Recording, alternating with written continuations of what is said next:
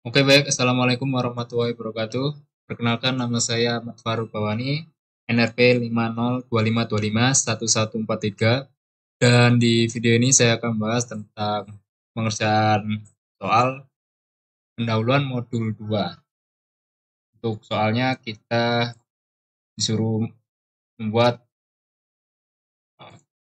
buat database dari PDM yang sudah disediakan dan records yang sudah disediakan. Oke, langsung saja kita ke nomor satu. Kita diminta untuk membuat sebuah database berdasarkan PDM yang sudah dibuat, yang sudah diberikan, Mas. Oke, pertama saya riset dulu ya. Database namanya Horizon. Oke, ini saya drop terlebih dahulu. Oke. Nah, kemudian saya akan buat database-nya. Caranya create database, kemudian nama database-nya Horizon underscore AirDB. Kemudian tidak lupa kita langsung use Horizon AirDB. Use di sini untuk memilih database yang ingin kita edit gitu ya. Kemudian ada set SQL save updates menjadi 0. Ini artinya kita mematikan save mode pada SQL yang kita gunakan saat ini. Alasannya untuk fleksibilitas melakukan CRUD, karena kadang delete tidak bisa dilakukan ketika save mode menyala, sehingga kita matikan saja. Oke, jadi 3 line ini kita run. Untuk membuat database-nya kita refresh Mas, dan ya sudah muncul Horizon RDB di sini. Kemudian kita membuat tabel-tabelnya ya. Nah, ini dia ada bandara, bagasi, maskapai, dan lain sebagainya. Untuk tipe datanya ada di PDM-nya di sini dan juga keterangan key atributnya. Jadi langsung saja ini saya sudah buat line dari 10 sampai 16. Ini untuk membuat tabel bandara ya. Untuk cara membuatnya kita gunakan create table, kemudian namanya bandara gitu ya. Kemudian kita di dalam tanda kurungnya kita isi dengan atribut-atribut dan juga tipe datanya. Dan tidak lupa di sini ada primary key untuk bandara ya. Karena bandara di sini dia berubah PK ya. Oh ya, ini saya namai berdasarkan di tabel ini ya, tidak berdasarkan PDM ini. Tapi untuk PK-nya ini dia IT bandara gitu ya. Kemudian ada kode IATA, ini kita set unik karena kode IATA itu mirip seperti IT bandara. Dia tidak ada yang sama satu sama lain. Semua bandara pasti berbeda. Kemudian untuk IT bandara ini juga kita set auto increment ya, karena jika kita lihat recordnya, nah dia urut dari nomor 1 sampai nomor 4. Nah, dengan menggunakan auto increment, kita tidak perlu menginput atau memasukkan nilai dari ID bandara karena sudah otomatis terinput gitu ya. Kemudian kita baru masukkan nilai-nilai records-nya itu ke dalam tabel bandara. Oh ya, ini kita create dulu tabel bandara. Kita run, kita refresh Mas. Nah, ini sudah muncul tabelnya di sini. Nah, ini ya. Nah, kemudian kita masukkan data-data atau recordnya. Caranya insert into bandara, kemudian nama kota, negara, kode IATA. Ini adalah atribut-atribut yang ingin kita masukkan gitu ya. Nah, kenapa kita tulis di sini? Karena ada atribut yang tidak kita masukkan, yaitu ID bandara. Nah, kalau kita tidak memasukkan satu atau lebih atribut gitu ya, kita tulis nama-nama atribut yang kita masukkan. Tapi kalau kita memasukkan semua nilai atau atribut, maka ini nggak usah gitu ya. Oke, kita run. Sudah berhasil, kemudian kita bisa cek hasilnya lewat ini ya, select all from bandara. Jika kita run akan muncul tabel bandara. Nah, ini dia. Untuk tabel-tabel lain juga sama ya. Saya langsung aja blok mungkin. sampai line berapa ya? Tidak saya hitung. Saya masih belum. Di tiket terakhir. Nah, sampai tiket ini. Kita coba run. Oke, berhasil semua. Nah, di sini ada beberapa hal yang harus diperhatikan karena di sini ada foreign key juga ya. Nah, untuk foreign key saya contohkan satu, misal ada tiket nih. Tiket ini foreign key-nya ada 2 ya. Nah, jika foreign key ada 2, ada satu lebih dari satu gitu ya. Maka kita gunakan seperti ini, foreign key nik underscore penumpang, ini untuk menentukan atribut yang ingin dijadikan foreign key. Kemudian references ini adalah patokan atau tabel yang berhubungan dengan tabel tiket gitu ya, yaitu tabel penumpang. Jadi nik penumpang ini foreign key-nya kita dapetin dari tabel penumpang. Dan foreign key itu kan PK dari tabel lain ya. Sehingga di sini adalah PK dari penumpang yaitu nik. Kemudian kita gunakan on update cascade dan on delete cascade sesuai dengan soal ya. Ini untuk memudahkan kita melakukan root. Jadi ketika ada update atau ada delete di tabel parents, maka di tabel child itu juga akan berubah secara otomatis. Kemudian kita tambahkan lagi foreign key-nya seperti itu. Untuk primary key juga sama ya. Kita juga bisa taruh di sebelah sini atau taruh sebelah sini. Tapi kalau hanya satu, kita taruh di sini saja karena ya agar membiasakan biar tahu gitu ya. Karena kadang kalau ditaruh di bawahnya kita lupa gitu. Oke, kemudian kita bisa coba cek masing-masing tabelnya ya. Ini tabel bandara, kayak aman. Tabel bagasi aman ya. Oke, aman. Kemudian tabel maskapai aman. Kemudian tabel penumpang aman lah ya. Kemudian ada tabel pesawat aman ya. Oke, kemudian tabel penerbangan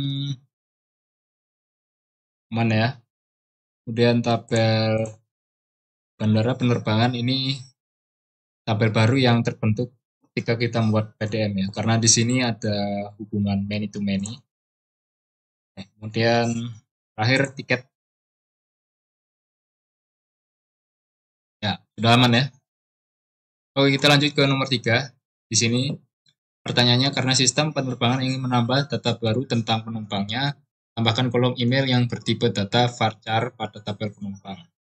Nah, cara untuk menambah kolom itu kita gunakan ini. Kita panggil terlebih dahulu tabel yang ingin kita edit ya, yaitu alter table penumpang, kemudian kita add email varchar 255.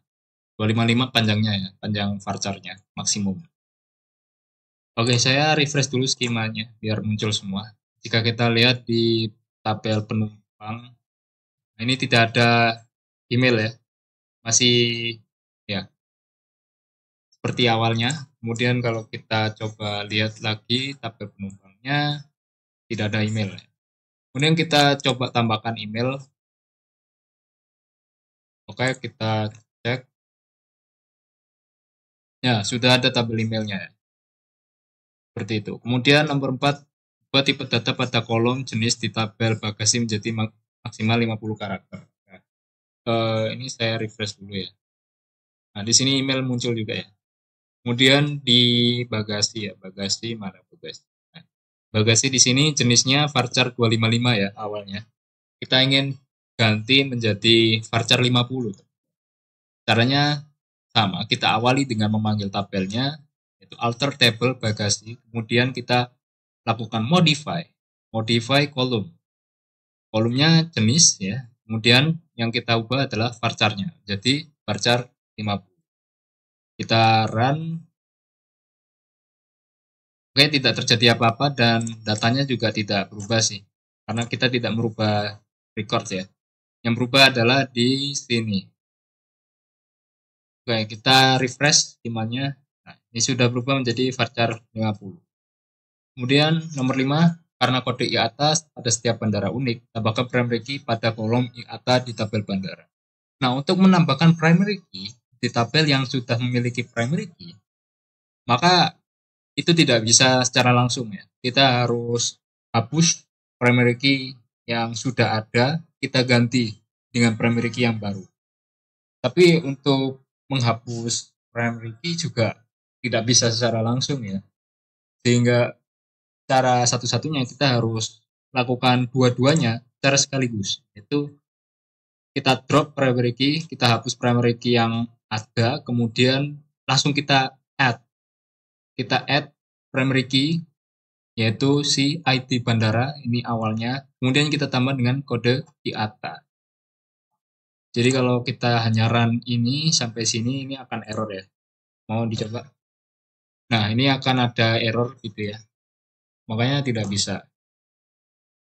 Kita run, oh ya sebelumnya bandara ini masih, ini unik ya, bukan PK. PK-nya ini ID bandara. Kalau kita run dua-duanya, ya berhasil. Kemudian kita refresh Kimas. Nah, ini sudah menjadi PK ya. ID bandara sama kode IATA. Kalau datanya tidak ada yang berubah ya, karena tidak merubah record. Tidak ada yang berubah. Kemudian nomor 6, karena dirasa tidak diperlukan, maka hapus kembali kolom email pada tabel penumpang. Ini kita lakukan delete kolom. Caranya mirip seperti tadi ketika menambahkan, yaitu kita panggil alter table penumpang, kemudian kita lakukan drop. Drop itu untuk menghapus hal drop kolom ya, yang kita hapus kolom, kemudian nama kolomnya email. Jadi kita coba lihat penumpang di sini masih ada email ya. Kalau kita hapus, maka nanti akan hilang. Kita refresh, nah ini sudah hilang. Kemudian kalau kita lihat select all from penumpang, maka tidak ada kolom email di sini. Tadi kan ada.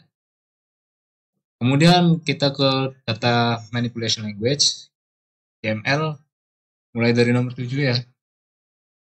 Soalnya penerbangan dengan ID FL0001 mengalami perubahan jadwal. Waktu keberangkatan baru adalah 15 Desember 2024 pukul 11.00 dan waktu sampai menjadi pukul 15 Desember pukul setengah 2 siang ya.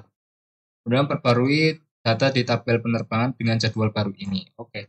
Untuk melakukan perubahan record, maka kita gunakan update. Update tabel yang ingin kita update yaitu tabel penerbangan. Kemudian kita lakukan set waktu keberangkatan. Set ini untuk mengatur ulang jadwalnya. Jadwalnya kita tulis seperti ini ya, 2024, 12, 15. Ini format tanggalnya ya. Ini tanggal, bulan, dan tahun. Kemudian jika date time itu kita beri spasi untuk waktunya. Untuk waktunya itu semuanya ya, dari second, menit, sampai jam. Kita tampilkan semua. Kita tulis semua. Nah, kemudian kita juga harus tentukan yang ingin kita ganti itu di mana, di baris yang mana. Tentunya di ID penerbangan FL001 ya, sesuai keterangannya. Jadi gunakan where ID penerbangan FL0001. Oke, kalau kita lihat awalnya ya, awalnya masih jam 10 ya, FL001 ini, dan sampai jam setengah 1. Jika kita update ya, ini juga sama ya untuk waktu sampai. Jadi kita lakukan dua-duanya ini, oke, kemudian baru kita select all from penerbangan untuk menampilkan perubahannya. Nah, sekarang menjadi jam 11 ya, dan di sini menjadi jam setengah 2. Kemudian nomor 8, penumpang bernama Siti Aminah dengan NIK 330 bla bla bla, memperbarui nomor teleponnya menjadi 08122 bla bla bla. Ubah nomor teleponnya di tabel penumpang. Nah, untuk melakukan perubahannya sama ya, seperti tadi kita lakukan update penumpang, kemudian set nomor telepon ini, kemudian di NIK baris yang mana. Nah, ini itu. Kalau kita lihat awalnya nomor si Aminah mana ya? Nah, ini 0812987 bla bla bla.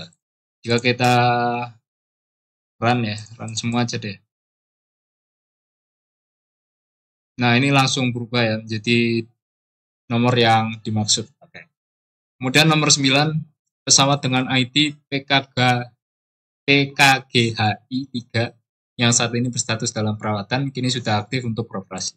Nah, kita ganti statusnya ya. Caranya sama seperti sebelumnya. Kita lihat dulu awalnya dalam perawatan, kemudian kita run semua. Nah, ini semuanya sudah aktif ya. Lanjut nomor 10, penumpang bernama Li Wei dengan NIK 350 bla bla bla membatalkan tiketnya untuk penerbangan dengan ID FL0004. Hapus data tiket milik Li Wei dari tabel tiket. Nah, untuk melakukan ini, kita sekalian menghapus data dari Li Wei di tabel penumpang. Karena ya, tabel penumpang itu hanya untuk penumpang yang tidak membatalkan tiketnya.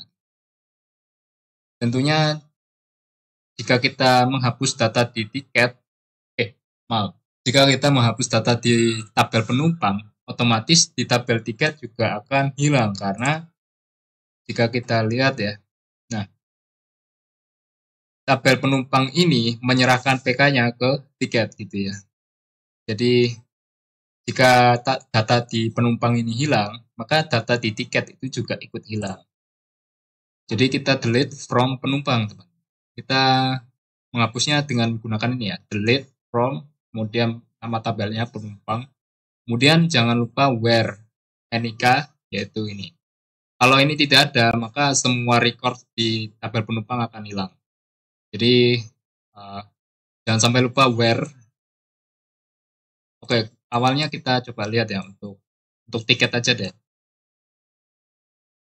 Nah, untuk si Liwei itu tadi FL004 ya. Nah, yang ini garis terakhir sendiri. Kemudian jika kita hapus ya tabel penumpang, kayak si Liwei masih ada kan? Untuk si Liwei masih ada ya ini. Oh ya, kalau kita delete from penumpang, maka ini akan hilang. Kita coba lihat. Nah, hilang ya. Kemudian di tabel tiket itu juga akan ikut hilang. Nah, seperti itu. Karena kita tadi sudah gunakan on delete cascade untuk FK-nya. Dan nomor 11, bagasi dengan ID 2 yang memiliki berat 15 kg, ukuran S, dan berwarna merah, hilang di area bandara. Nah, kita diminta untuk menghapus data bagasi ini dari tabel bagasi. Jadi,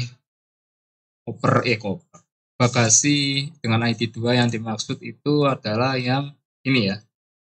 Nah, ini kita harus hapus baris ini. Intinya begitu kan.